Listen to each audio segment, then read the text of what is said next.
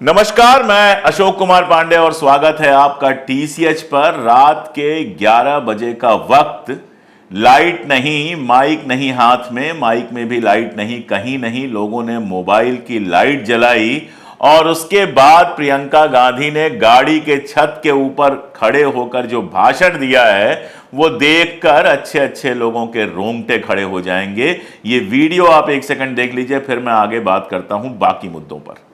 आपकी पुरानी परंपरा रही है, आप हमेशा लोकतंत्र के लिए लड़े हो। आजादी से पहले 103 साल पहले यहाँ की जनता ने, यहाँ के किसानों ने आंदोलन किया अंग्रेजी साम्राज्य के खिलाफ। आप खुद खड़े हुए क्योंकि आपकी यहाँ की परंपरा रही है कि आप जागरूक हो और कि आपने हमेशा इस देश की राजनीति की दिशा दिखाई है और बनाई है। तो प्रियंका गांधी ने रायबरेली नहीं, देश के पूरे चुनाव को एक अलग लेवल पर ले जाके खड़ा कर दिया है। जिस तरह वो भाषण दे रही हैं, कभी राजीव गांधी को याद करती हैं, कभी इंदिरा गांधी को याद करती हैं। कल एक भाषण उन्होंने दिया जिसमें अमेठी से जो उनके प्रत्याशी हैं उनके साथ जो जुड़ाव है, उन्होंने कहा कि जब मैं पहली बार यहां पर आई तो मैं 28 साल की थी और आज मेरा लड़का 24 साल का है। वो जिस तरह का किशोरी भैया कह के उनको पुकारा, बाकी सारा कुछ किया, ऐसा लगता है कि इस इलेक्शन में कहीं ना कहीं प्रियंका गांधी एक बड़े गेम चेंजर के रूप में आ रही हैं। राहुल गांधी जो प्रचार करते हैं उसमें मुद्दे ज्यादा होते हैं, अपने कांग्रेस के मुद्दों पर, सोशल मीडिया के मुद्दों पर, सामाजिक मुद्दों पर, राजनीतिक मुद्दों पर गंभीर बातचीत करते हैं और अटैक करते हैं। प्रियंका गांधी खेलती हैं बेसिकली इमोशनल प्लेन पे, जहां मोदी जी चुनाव को ले जाना चाहते थे हमेशा से। लेकिन मोदी जी की बातों का प्रियंका जिस तरह से इमोशनल प्लेन पे जवाब लेकर जाती हैं, जैसे जब मोदी जी ने मंगलसूत्र की बात शुरू की तो प्रियंका ने पलट के कहा कि आपको क्या पता मंगलसूत्र क्या होता है, मंगलसूत्र तो मेरी मां ने खोया है इस देश के लिए। तो वो होता है इमोशनल कार्ड पे खेलना, और ये भारतीय जनता पार्टी को, मैं सही बता रहा हूं, बहुत भारी पड़ रहा है। क्योंकि इमोशनल खेल में भाजपा हमेशा जीतती रही है। 2014, 2019 का अगर चुनाव देखेंगे जिसमें प्रधानमंत्री मोदी पुलवामा के शहीदों पर भी वोट मांगने से नहीं चूके, या 2014 का जो पूरा प्रचार था जो कांग्रेस की नाकामियों पर था, 2019 में वो मौके भारतीय जनता पार्टी के पास नहीं है। अब 10 साल से आपकी अपनी सरकार है तो कांग्रेस को आप कोसेंगे। 10 साल पहले जो लड़का 12 साल का होगा आज वो वोटर हो चुका है, जो 8 साल का बच्चा होगा वो आज 18 साल का बच्चा हो चुका है, वोटर हो चुका है। उसको 8 साल की उम्र में थोड़े याद है कांग्रेस के जमाने में क्या हुआ था क्या नहीं हुआ था, वो तो आपका टाइम देखते हुए बड़ा हुआ है। तो उसको याद दिला पाना 2014 के पहले का वक्त थोड़ा मुश्किल काम है, पहली बात तो ये। दूसरा, राम मंदिर का बहुत शोर करने के बावजूद इस बार कोई वैसा इमोशनल मुद्दा बना नहीं। बनाने की कोशिश की गई, बनाने की कोशिश तो यहां तक की गई कि काले धन की बात करते करते राहुल गांधी के घर अदानी अंबानी के ट्रैक्टर टेम्पो पहुंचा दिए गए। लेकिन सोशल मीडिया बहुत इंपॉर्टेंट हो गया है। हम जब बच्चे थे, चुनाव होता था तो चुनाव बिल्कुल एक मेले जैसा होता था। बिल्ले बंटते थे, पर्चे बंटते थे, झंडे बंटते थे। हम भी बिल्ले, झंडे, पर्चे सब इकट्ठा करते थे। परिवार जिसको वोट देता था उसका बिल्ला लगा के घूमते थे और एक अलग तरह का मेला इलाकों में चलता रहता था। लेकिन टीएन सेशन ने जब से चुनावी खर्चे पर एक सीमा लगा दी, रोक लगा दी, उसके बाद से चुनाव पर जमीन में उतना ज्यादा सरगर्मी दिखाई नहीं देती है। सरगर्मी दिखाई देती है सोशल मीडिया पर। अब सोशल मीडिया पे बीजेपी थी लीडरशिप में। जब बीजेपी ने सोशल मीडिया का प्रयोग शुरू किया, ट्विटर का, फेसबुक का और बाकी सब का प्रयोग शुरू किया, तो कांग्रेस कहीं थी ही नहीं सोशल मीडिया पे। तो 2014 की जो लड़ाई थी, इसमें परसेप्शन की पूरी लड़ाई बनती है, राहुल गांधी को पप्पू साबित करने की पूरी लड़ाई बनती है, वो जमीन पर जीती भारतीय जनता पार्टी ने बाद में पहले सोशल मीडिया पर जीत ली। 2019 आते आते भी सोशल मीडिया पर कांग्रेस की जो टीम थी वो लेथार्जिक थी, बहुत ज्यादा मेहनत करती हुई नजर नहीं आती थी। उनके जो प्रचार वगैरह के विज्ञापन आते थे वो बेहद थके हुए, बेहद पुराने टाइप के विज्ञापन कई बार लगते थे। लेकिन 2019 से लेकर 2024 के बीच कांग्रेस ने सोशल मीडिया पे अपनी उपस्थिति ऐसी मजबूत कर ली है कि जमीन पर वो चुनाव जीते ना जीते, जितने चुनाव, यहां तक कि बड़ी बड़ी गोदी मीडिया ने भी जितनी पोलिंग कराई ट्विटर पर, सब में कांग्रेस जीतती हुई नजर आई। ये उनके लिए बहुत आश्चर्यजनक था। कई बार तो ट्वीट डिलीट कर दिए गए। और इस बार जो क्लिप्स निकाली हैं 45 सेकंड की, 50 सेकंड की, और जिस तरह से हमला किया है, परसों आया कि अदानी अंबानी जो है वो राहुल गांधी को बोरे में भरकर टेम्पो और ट्रक में पैसा पहुंचा रहे हैं, ये मोदी जी ने बाकायदा मंच से कहा। उसके बाद जो उसका तमाशा मचा है, जैसे जैसे पोस्टर आए हैं, जैसा जैसा सोशल मीडिया पे ट्रोलिंग हुई है, उसके बाद कंडीशन यह है कि कल दिन भर भारतीय जनता पार्टी का सोशल मीडिया वाला जो सेल है वो लगभग खामोश रहा। इसके अलावा जो वीडियोस लगातार जारी कर रहे हैं, जैसे कल कांग्रेस ने एक वीडियो जारी किया।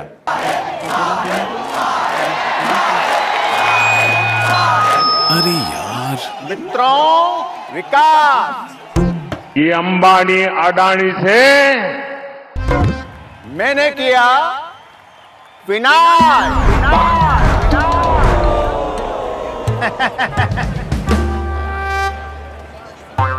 रोजगार दिया, महंगाई हटाई, गरीबी दूर की, पर ये सब झूठ है।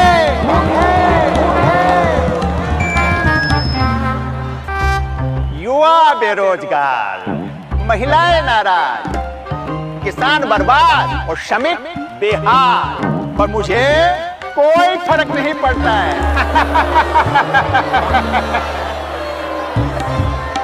वो क्या है ना, अब तो हमसे भी और झूठ नहीं लिखा जाता। ये क्या लिख दिया? सच्चाई खुल के रहेगी। अब ये वीडियो जो था ये जवाब बन गया अदानी अंबानी वाले खेल का। अदानी अंबानी पर जो वो बोल रहे थे, दुनिया जानती है कि झूठ है। अगर वो सच होता तो राहुल गांधी भी जेल में होते, अदानी अंबानी भी जेल में होते, टेम्पो ट्रक में पैसा पहुंचाने के लिए। लेकिन झूठ कहने से बात कहां बनती है? बात तब बनती है जब खेला होता है। अब ये आप वीडियो जो देख रहे हैं उसमें मोदी जी जैसा लुक अलाइक, जिसको हम कहते हैं, वो भाषण दे रहा है। और खेला किस पर किया गया? टेलीप्रॉम्प्टर पर। और सिर्फ इतना खेला नहीं किया गया, मंच पे 3 लोगों को और बिठा दिया गया। एक अमित शाह के लुक अलाइक, एक स्मृति ईरानी की लुक अलाइक, और एक अपने योगी जी के लुक अलाइक। और ये जो वीडियो चला है, ये जो वीडियो वायरल हुआ है, कमाल का वीडियो था। मैंने सुबह लिखा था और मैं यहां भी कह रहा हूं कि ये एक ऐसा वीडियो है जिसको भारतीय जनता पार्टी का समर्थक भी अगर देखेगा तो हंसे बिना नहीं रह सकेगा। और उसके पहले हर बार होता यह था कि राहुल गांधी के ऊपर हमला होता था, पार्टी में 4 लोग बोलते थे, 4 लोग नहीं बोलते थे। इस बार जो ही हमला किया, राहुल गांधी सामने आए और एक 45 सेकंड का वीडियो बनाया जो इतना वायरल हुआ है कि पूछिए मत। मुझे लगता है 1-1.5 करोड़ लोग अभी तक कम से कम उसको देख चुके हैं। अगर ज्यादा नंबर भी हो तो नहीं कहा जा सकता। मेरा अपना ट्वीट जो है वो 8,000-9,000 से ऊपर रिट्वीट हो चुका था, जितना मेरा आमतौर पर रिट्वीट नहीं होता है। और इस भाषण में जो खेल उन्होंने किया, पहले तो मोदी जी को कह दिया कि मोदी जी आप डरे तो नहीं, सुन लीजिए, 45 सेकंड का तो है, सुन लीजिए, फिर आगे बात करते हैं। नमस्कार मोदी जी, थोड़ा सा घबरा गए क्या? नॉर्मली आप बंद कमरों में अदानी जी अंबानी जी की बात करते हो, पहली बार आपने पब्लिक में अदानी अदानी अंबानी बोला। और आपको यह भी मालूम कि ये टेम्पो में पैसा देते हैं? क्या ये आपका पर्सनल एक्सपीरियंस है क्या? एक काम कीजिए, CBID को इनके पास भेजिए ना, पूरी जानकारी करिए, इंक्वायरी कराइए, जल्दी से जल्दी कराइए, घबराइए मत मोदी जी। और मैं देश को फिर से दोहरा के कह रहा हूं, जितना पैसा नरेंद्र मोदी जी ने इनको दिया है ना, उतना ही पैसा हम हिंदुस्तान के गरीब लोगों को देने जा रहे हैं। महालक्ष्मी योजना, पहली नौकरी पक्की योजना, इन योजनाओं के माध्यम से करोड़ों लाखपति बनाएंगे हम। इन्होंने 22 अरबपति बनाए हैं, हम करोड़ों लाखपति बनाएंगे। इसके अलावा एक वीडियो आया गोदी मीडिया पे। अब गोदी मीडिया, बहुत सारे लोग नहीं समझ पाते हैं कि ये गोदी मीडिया है क्या। तो अर्नब का लुक अलाइक एक दिखाया गया और टीवी चैनल का नाम रखा गया G. यानी कि गोदी मीडिया। और उसमें वो चीख चिल्ला वैसे ही रहा है, जहां पर खत्म होता है वहां पर दिखाई देता है कि बेसिकली वो मोदी और शाह की गोद में बैठा हुआ है। और आखिरी सीन 1 सेकंड का, जिसमें वो चिल्ला चिल्ला के कहता है, याद है ना आपको, मुझे ड्रग्स दो, जिसके मेमे हमेशा बनते रहते हैं। वो चिल्ला चिल्ला के कहता है मुझे बख्शीश दो, और वहां पर 2 लॉलीपॉप के साथ वो वीडियो खत्म हो जाता है। अब 45 सेकंड 40 सेकंड में जो क्रिएटिविटी है ये गोदी मीडिया के पूरे खेल को नंगा करके रख देती है। और सबसे मजेदार जो वीडियो था, जो मुझे सबसे मजेदार लगा वो लड्डू वाला लगा। चुनावी चंदा, इलेक्टोरल बॉन्ड जो है वो सुप्रीम कोर्ट की कृपा से आप जानते हैं कि अब हर आदमी जानता है कि इलेक्टोरल बॉन्ड का खेल कैसा हुआ है। इस पर कांग्रेस ने एक वीडियो जारी किया 45 सेकंड का, बिल्कुल अलग, चेहरे सारे आप पहचान जाएंगे, देख लीजिए इसको। चलो निकालो, रेडी है ना? चबड़ा चंदा दे। चल बेला। नहीं नहीं, मैं नहीं दूंगा। क्या? हॉस्टल में रहना है ना, तो देना। चल ला। ये सब क्या हफ्ता वसूली चल रहा है? सब ठीक तो चल रहा है प्यारे, और वैसे भी चंदा लेना इलीगल नहीं होता। मैं वार्डन को कंप्लेन करूंगा। बिगड़ गया। मैम,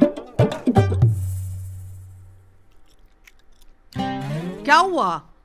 सब ठीक है? यस मैम, सब ठीक है। सब ठीक नहीं है, ये सारा देश देख रहा है। तो देखा आपने, वित्त मंत्री की लुक अलाइक को दिखा दिया प्रिंसिपल के रूप में, वार्डन के रूप में, जिनसे शिकायत होती है।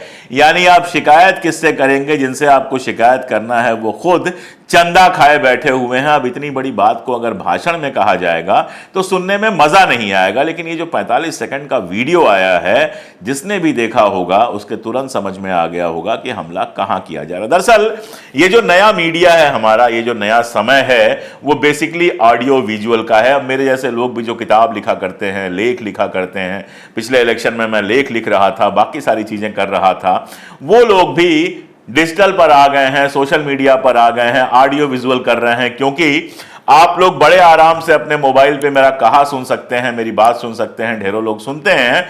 लेकिन अब लेख हुआ, किताबें हुई, ये तो सेलेक्टेड लोगों के पास पहुंचती हैं।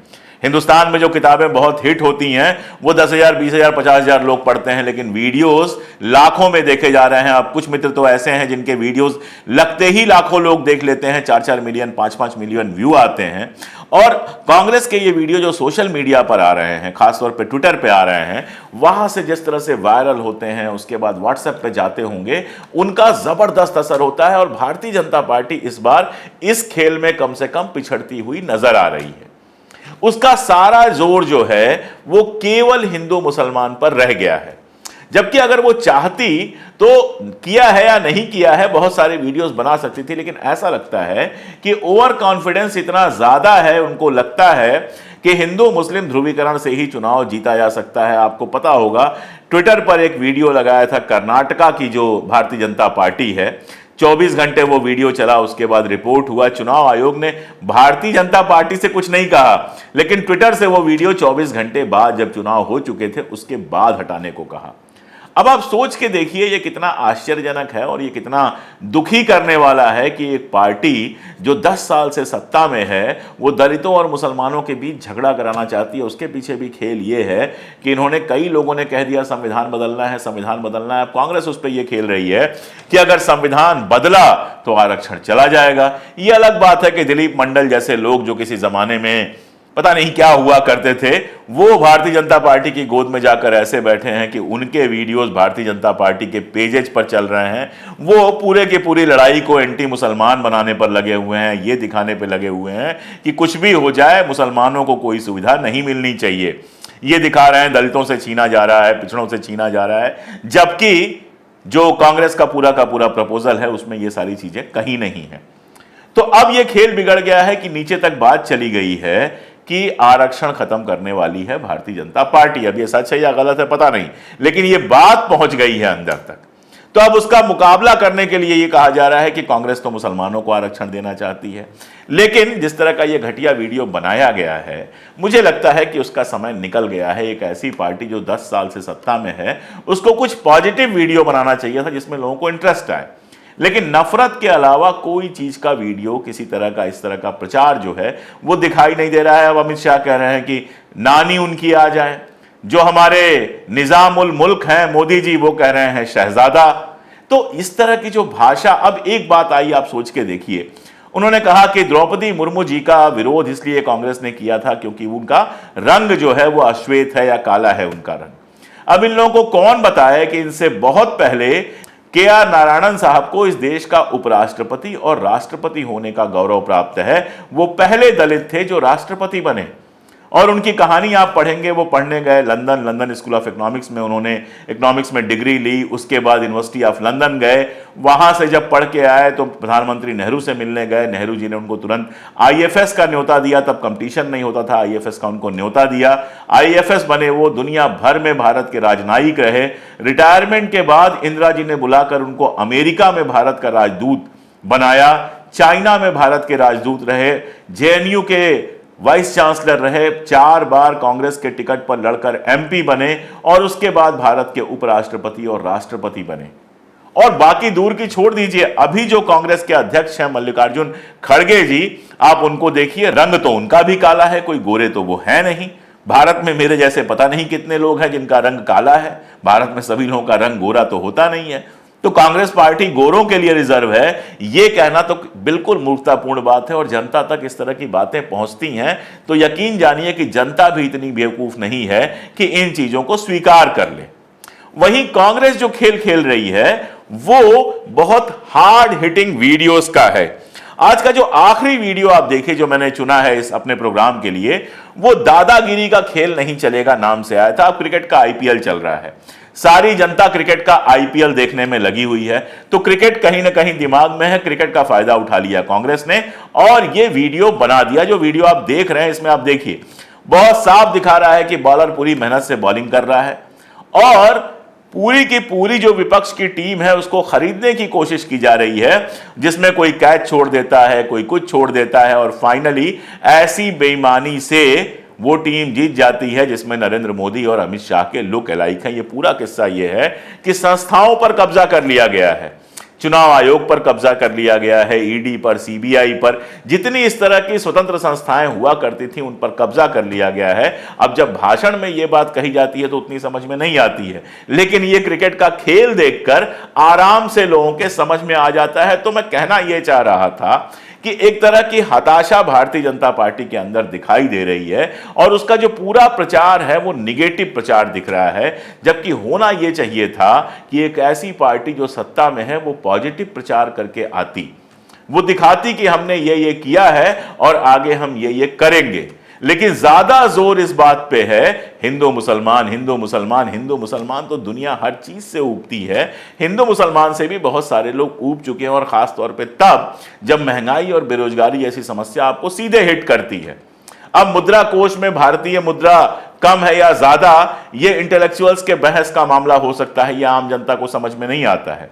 लेकिन आम जनता जब प्याज, टमाटर, चीनी, आलू, आटा सब खरीदने जाती है और देखती है कि रोज कीमत बढ़ रही है, जो चीज 10 साल पहले 10 रुपए किलो थी अब वो 100 रुपए किलो भी नहीं मिल रही है, जो सोना 25,000 का था वो 75,000 हो गया, तो जनता सीधे समझती है कि यार कहीं ना कहीं गड़बड़ तो है, जिसकी वजह से महंगाई इतनी बढ़ रही है, टैक्स इतना बढ़ रहा है। जब इन मुद्दों को चुना जाता है, जब इन मुद्दों पे बात की जाती है तो यह अटैक गहरा जाता है। तो इस बार चुनाव प्रचार में सोशल मीडिया के उपयोग में कम से कम कांग्रेस भारतीय जनता पार्टी से काफी आगे निकल गई है। अब जमीन की लड़ाई अलग है, आज पूर्वी उत्तर प्रदेश की सीटों के लिए भी नामांकन शुरू हो गया है, 3 राउंड का चुनाव हो चुका है।